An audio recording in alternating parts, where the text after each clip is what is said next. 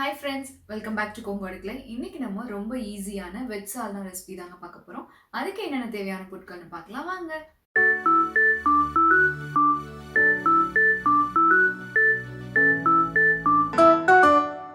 இப்போ நம்ம அரைச்சு எடுத்துக்கிறதுக்கு என்னென்ன தேவைன்னா வறுத்தெடுத்த கடலை வந்து நீங்க தோல் உரிச்சு எடுத்துக்கோங்க. ஒரு 2 டேபிள் ஸ்பூன் அளவு எடுத்துக்கோங்க. அப்புறம் சோம்பு ஒரு 1/2 டேபிள் ஸ்பூன் அளவு, முந்திரி ஒரு 4 எடுத்துக்கோங்க. அப்புறம் கடைசியாக தேங்காய், இது வந்து நீங்கள் துருவி பார்த்தீங்கன்னா ஒரு 2 டேபிள் ஸ்பூன் அளவு வரும். துருவின தேங்காய் நீங்கள் பச்சையாக அப்படியே ஆட் பண்ணிக்கலாம். இப்போது நம்ம இதையே அரைச்சி எடுத்துக்கலாம். ஒரு பெரிய வெங்காயம் எடுத்து நீளமாக கட் பண்ணி வச்சுக்கோங்க. அதுக்கடுத்தது தக்காளி ஒன்று பெருசாக ஒன்றையும் எடுத்துக்கோங்க. அது பொடி பொடியாக நறுக்கி வச்சுக்கோங்க. அப்புறம் 2 பச்சை மிளகா நான் எடுத்திருக்கேன். காரம் வேணுங்கிறவங்க இன்னும் சேர்த்துக்கலாம். ஏன்னா நம்ம கடைசியாக வந்து கொஞ்சம் மிளகாய் தூள் அது சேர்த்துவோம், கரம் மசாலா மிளகாய் தூள். அதனால வந்துட்டு நீங்கள் பச்சை மிளகா பார்த்து யூஸ் பண்ணுங்கள். எப்போவுமே பச்சை மிளகா ரொம்ப அவசியம்னா அந்த டிஷ்க்கு யூஸ் பண்ணுங்கள். ஃப்ரீக்வெண்ட்டாக யூஸ் பண்ணுறதை கம்மி பண்ணிக்கோங்க. அப்புறம் இஞ்சி பூண்டு பேஸ்ட் வந்து ஒரு டேபிள் ஸ்பூன் அளவு நான் எடுத்து வச்சுருக்கேன். அப்புறம் நம்ம ஃபஸ்ட்டு எண்ணெயில் போட்டு வதக்கிறதுக்கு ஃப்ளேவருக்காக தான் இது.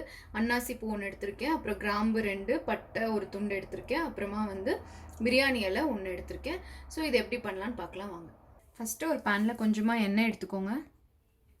இப்போ எண்ணெய் காஞ்சோன்னே நம்ம எடுத்துக்கிட்டு இந்த ஸ்பைஸ் இதெல்லாம் சேர்த்துக்கோங்க.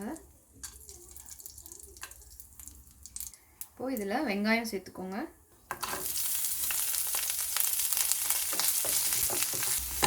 இது கூடயே இந்த பச்சை மிளகாயும் சேர்த்துக்கோங்க. நல்லா வதங்கணும் வெங்காயம். இப்போ பாருங்கள், வெங்காயம் நல்லா வதங்கிடுச்சு. இதில் நம்ம அரைச்சி வச்சுருந்த இஞ்சி பூண்டு விழுது சேர்த்துக்கோங்க.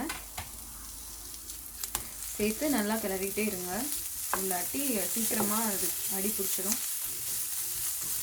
இது கொஞ்ச நேரம் ஒரு பச்சை வாசம் போகிற வரைக்கும் ஒரு 2 மினிட்ஸ் இது வெந்தால் போதும். இப்போ பாருங்கள், இஞ்சி பூண்டு நல்லா அந்த பச்சை வாசம் போயிடுச்சு. இந்த ஸ்டேஜில் தக்காளி ஆட் பண்ணிக்கோங்க. அப்புறம் அது கூடயே கொஞ்சம் உப்பு சேர்த்துக்கோங்க. சீக்கிரமாக இது வெந்துறதுக்கு தான். இப்போ பாருங்கள், தக்காளி வந்து நல்லா வெந்துருச்சு. இந்த ஸ்டேஜில் நம்ம எடுத்து வச்சுருந்த இந்த மிளகாய்த்தூள் நான் ஆட் பண்ணிக்கிறேன். இப்போது நான் இந்த மிளகாய்த்தூளில் பார்த்தீங்கன்னா கொத்தமல்லி எல்லாமே போட்டு அரைச்சிருக்கோம். அதனால நான் இது போட்டிருக்கேன். நீங்கள் வந்து தனியாக மிளகாய்த்தூள் மட்டும் வச்சுருக்கவங்க கொத்தமல்லி பொடி கூட கொஞ்சம் சேர்த்துக்கோங்க. அப்புறம் கொஞ்சம் கரம் மசாலா பொடியும் சேர்த்துக்கோங்க. ஸோ இப்போ நம்ம இதில் அரைச்சதை ஆட் பண்ணிக்கலாம்.